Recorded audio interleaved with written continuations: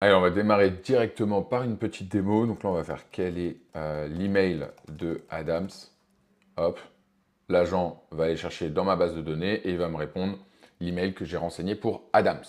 Et je vous montre ici donc Adams, ici, il m'a bien récupéré cet email. Ok les amis, bienvenue dans cette vidéo. Je vais vous montrer comment est-ce que vous allez pouvoir interagir avec une base de données Airtable directement grâce à N8N et à un agent IA pour gérer vos contacts. Et on verra dans d'autres vidéos comment est-ce qu'on va pouvoir aller beaucoup plus loin et notamment générer des devis ou générer même des propositions de missions en vous basant sur l'historique de votre agence ou de votre business.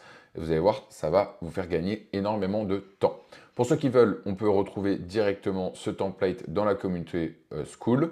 Donc, vous allez ici, vous voyez, on est 42. N'hésitez pas à venir à poser vos différentes questions.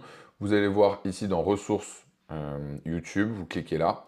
Et là, ici, je vous mettrai directement le template de ce N8N que vous allez pouvoir ensuite directement copier-coller ici en faisant tac, import from file.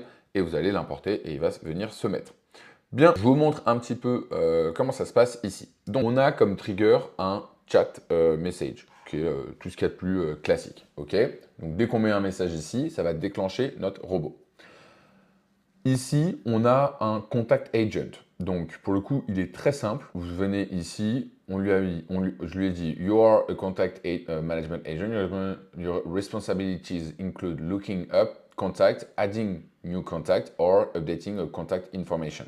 Use get contact to retrieve contact information and add or update contact to store new contact. OK? Donc ça, c'est hyper simple. C'est-à-dire que si, par exemple, je lui dis, donc on va venir ici, là, par exemple, il n'y a pas de personne qui s'appelle Michel. Donc on va dire, hop, quel est l'email de Michel? Là, il va dire, je sais pas de Michel. Il semblerait, si vous voulez un besoin d'un, veuillez fournir son email, je m'en chargerai. Donc là, l'email de Michel, on va l'appeler test@gmail.com. Tac. Ah ouais, il n'a pas de mémoire. Donc ici, ce qu'on va d'abord faire, c'est qu'on va lui ajouter une petite mémoire. Tac.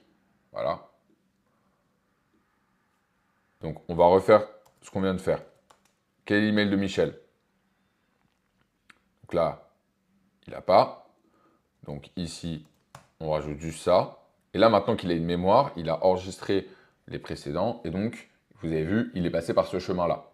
Donc, comme il est passé par ce chemin-là, là, il l'a ajouté. Donc, si je retourne dans ma base Airtable, et là, ici, on a ces éléments-là. OK? Donc, on a commencé par là. On a ça. Maintenant, la connexion au modèle ChatGPT, ça, on l'a déjà vu dans une précédente vidéo, que je peux mettre d'ailleurs un lien dans cette vidéo YouTube pour vous aiguiller. Mais on l'a déjà fait, et si vous avez des questions, si vous avez des problèmes par rapport à ça, mettez un message dans la communauté School. Là ici, la Windows Buffer Memory, vous avez vu, c'est très simple. Vous venez ici, vous tapez Memory, enfin non même pas.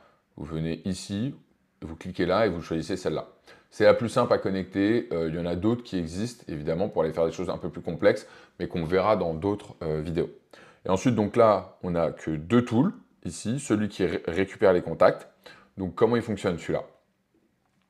On va venir le reconnecter. Donc Airtable Tool. Et donc là, on va vouloir venir récupérer les contacts. Donc la ressource, c'est des records. L'opération, c'est gate. Ça veut dire on va récupérer un record depuis la ressource. La base, donc là, il va falloir choisir la base de données en l'occurrence. Donc moi, ici, ah là là, c'est quoi ce bug? Hello, dis donc. Ça fait depuis ce matin que j'ai ce bug-là. Je ne sais pas pourquoi. Alors, hop, on revient ici à nos moutons. Et bon, on va venir le chercher comme ça, mais je sais pas si... Je sais même pas si je vais le retrouver comme ça. Il s'appelle N8. Comment il s'appelle déjà? Ah bah il s'appelle juste N8N. Ok. Donc, bien évidemment, c'est pas par ordre alphabétique, sinon ce serait trop facile. Alors, je le vois même pas. Hop, N8N. On vient chercher ensuite la table. Donc là, il vient récupérer automatiquement. Vous voyez, il est intelligent. Donc là, il vient chercher la table que j'ai contact. Et Record ID, on va le laisser le définir par le modèle. Comme ça, alors attendez, je regarde si j'avais bien fait ça. Ouais, filter, ouais, return all. Ouais. Ouais, parce qu'en fait, dans celui-là, ce que j'avais fait comme paramètre, c'est que j'avais plutôt fait un search où j'avais pas mis de formule. Donc, je l'avais laissé comme ça. En fait, pourquoi? Parce que c'est là où il y a un peu d'intelligence avec le module IA. C'est qu'en fait, il va définir lui-même les différents paramètres dont il a besoin et il va venir chercher les informations. C'est là où ce module-là, globalement, c'est un workflow qui est augmenté grâce à l'IA. Parce qu'en fait, il va réaliser des actions, mais on ne sait pas exactement quelles sont les actions qu'il va réaliser. C'est-à-dire qu'il y a certains paramètres qu'il va définir qu'on ne lui a pas demandé de définir strictement. Et c'est là où c'est intéressant. Donc ça, c'est pour le get contact. Donc en gros, je vous remontre ici, voilà. Pour la connexion au Airtable, ce que vous allez pouvoir faire, c'est que vous allez pouvoir cliquer là et vous allez cliquer dans Open Doc. Et dans Open Doc, ici, vous allez avoir toute la documentation, notamment ici, pour pouvoir donner accès au N8N à votre Airtable. Donc une fois que vous l'avez fait, ça c'est bon. Pareil, ça j'ai mis des guidelines exactement et précises dans le groupe School. Si le add contact, on va faire create or update. Ça va nous permettre de faire ça. On va ensuite mapper les colonnes. Donc ici, il est intéressant. Ce qu'on fait, c'est que on décide de faire matcher la colonne par rapport au name. Ok? Pourquoi on fait ça? Parce qu'en fait, c'est le moyen le plus simple. Après, on pourrait le faire aussi par email, mais globalement, si on le fait par name, déjà, ça va sélectionner beaucoup. On est sur une base où il n'y a pas beaucoup de contacts. Donc, dans un premier temps, pour une démo, ça suffit. Si on est sur une base avec 10 000 contacts, il faudra peut-être le faire sur d'autres valeurs. Là, ici, j'ai mis define par le modèle pour le name. Donc, ensuite, là, il récupère les colonnes que j'ai exactement là. Donc, name, email, type et create. Il dit, ça, on le laisse. Email, on va le faire define par le modèle parce que potentiellement, je vais avoir un chat avec le modèle qui va me demander de renseigner l'email, donc on va lui mettre. Et ensuite, type, ici, business operational. Pour l'instant, je l'ai mis, ouais, je l'ai mis comme ça, juste business, mais on aurait pu le mettre en mode personnel. Là, il n'y a pas de raison particulière. Ok?